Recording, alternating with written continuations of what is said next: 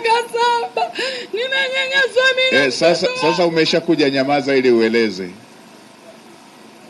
Nyamaza ili ueleze vizuri. Nyamaza ili uweze kueleza. Nyamaza, eleza vizuri. Nimekuja kukusikiliza.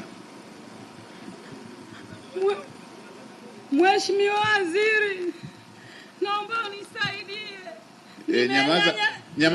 Nyamaza ili uongee vizuri. Nimenyanyasika muda mrefu kuanzia mume wangu alipofariki. Shemeji zangu wameninyang'anya funguo za nyumba, wakampiga na mwanangu wakamtoa ndani. Nikahangaika kwa mkuu wa wilaya kata, nilienda na kwa mama Mindo wakanisaidia. Wakasema atamrudishia mtoto wangu ufunguo. Hawakumrudishia ufunguo. Wakaambiwa fungua mirathi mtoto wangu apate haki. Wamekataa kabisa, sina uwezo mheshimiwa. Tulia tukusikilize vizuri. Sina uwezo mheshimiwa. Tulia tukusikilize vizuri. Ili jambo liko wapi? Jambo liko kwa mama Mindo na kwa mkuu wa wilaya. Mheshimiwa mkuu wa wilaya, unalikumbuka hili jambo? Mheshimiwa Waziri Mkuu, kama alishawahi kufika kwa mkuu wa wilaya, lakini labda sio mimi, labda ni yule mkuu wa wilaya aliyopita, lakini labda Mheshimiwa Waziri Mkuu, kwa sababu tumelisikia hapa, tulichukue, alafu tutampatia mwanasheria wa serikali ili aweze kuliangalia kisheria limekuaje na kumsaidia kama kuna sehemu ambazo zinahitaji kumsaidia kisheria. Hivi mashemeji huku bado mna utaratibu wa kwenda kuchukua mali za ndugu? Eti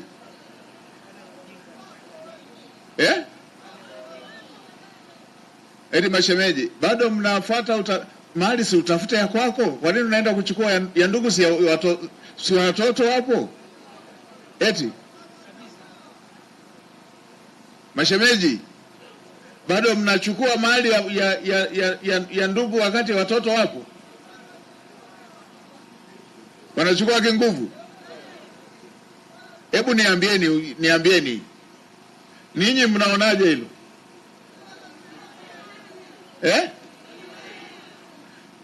Yaani mama huyu kama mume wake kaitangulia mbele za haki na wana watoto, mnamtoaje mtoto wake? Mnamtoaje na yeye mwenyewe?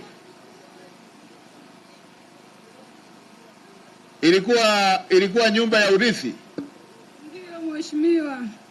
Na wengine amejenga mwenyewe room 7 za wapangaji. Mtoto wangu akapewa chumba kimoja cha kupokea kodi. Akapokea miezi 2 akanyang'anywa na shemeji mkuu, akaambiwa aondoke amfuate mama yake.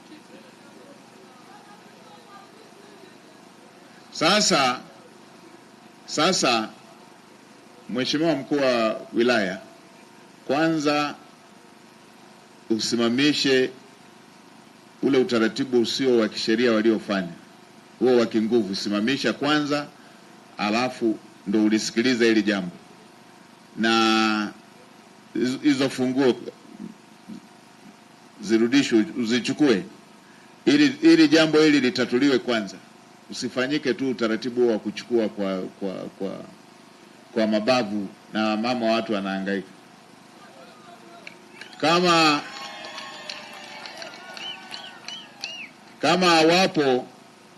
hawapo hawa wahusika,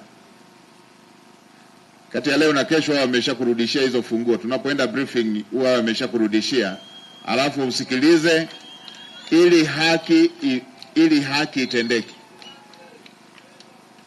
Kama hawatakuja mpaka kesho, tuma mafundi wakabadilisha kila kitu pale, uweke funguo zingine.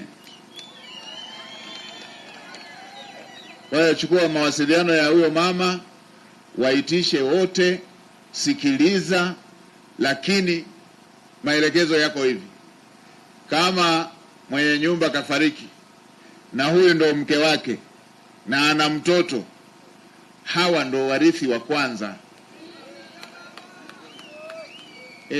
Then utapata ushauri wa kisheria. Mambo mengine ya kizamani, tuache haya mambo ya kizamani. Mambo ya kizamani tuache. Watu tutafute mali. Chakarike, usisubiri ya kaka, chakarika.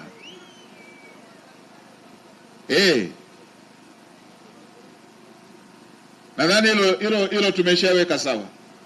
Mheshimiwa mkuu wa mkoa, kwenu bado mnafanya hivyo?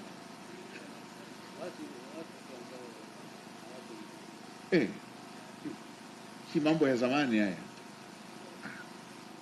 Haya, baba mchungaji, kwa heshima kabisa, nilishataka kuwaita mawaziri waseme, lakini kwa heshima yako baba, wewe ukitamka hata neno la baraka tunatembea nalo.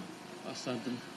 Nashukuru sana waziri wetu mkuu, na sisi kama wachungaji watumishi tunashukuru Mungu sana kwamba tunakuombea Mungu akupe nguvu katika huduma unaifanya. Amen. Umetoka usharika wa Sango, mchungaji usharika Sango. Mheshimiwa Waziri Mkuu, nimesikia habari ya barabara, lakini mimi natoka usharika Sango, sijasikia mitamko ya kwetu kwenda Sango hata kidogo. Na barabara yetu mheshimiwa, mimi kama mchungaji, mwaka juzi ilikuwa mbaya kabisa. Tulitoa wananchi tukatoa barabara tukatengeneza kapitika kiasi. Ila mvua ikinyesha kwa mwaka huko kweli hautapita kabisa, itakuwa hakuna njia kabisa. Kwa ombi langu mheshimiwa, ni barabara yetu ya inarudia kituo cha Moyo, Lakombila, Kisaseni haifai kabisa. Mvua ikinyesha hatuna utaratibu, nitakaa nyumbani watakuwa ibada kabisa. Kwa ombi letu mheshimiwa, utukufu barabara yetu ya Sango kwa kweli mheshimiwa. Baba mchungaji, nikiri kwenye maandishi yangu ninayo. Mheshimiwa mbunge nilipokaa naye aliandika barabara kama 7 au 9.